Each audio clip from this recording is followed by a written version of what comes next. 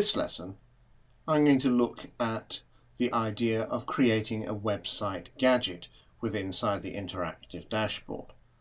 Here I've selected New Gadget, Create Gadget, and I can use the Website Gadget option from inside the Gadget wizard. There are two ways of working with the website gadget. The first is to use a URL from an external website, and the second is to reference a content block that has been defined inside metadata.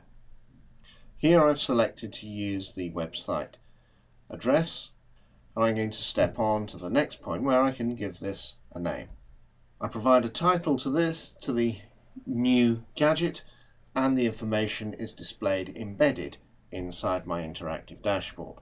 If we switch over into the administrative screens, we can see that defined here is a block known as a content block.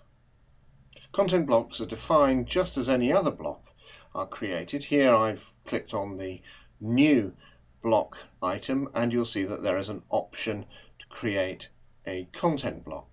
Content blocks, when they are created, they are designed to allow you to contain a definition of HTML.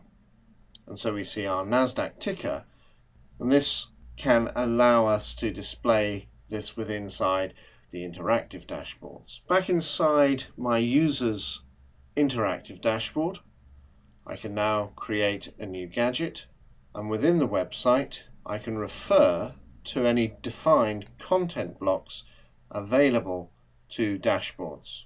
So I've selected my NASDAQ ticker, and I just need to provide this with a gadget name. Once that's defined, and here you can see I'm working with a flexible dashboard, I can arrange the dashboard gadgets in any way that's needed in order to display the information more clearly.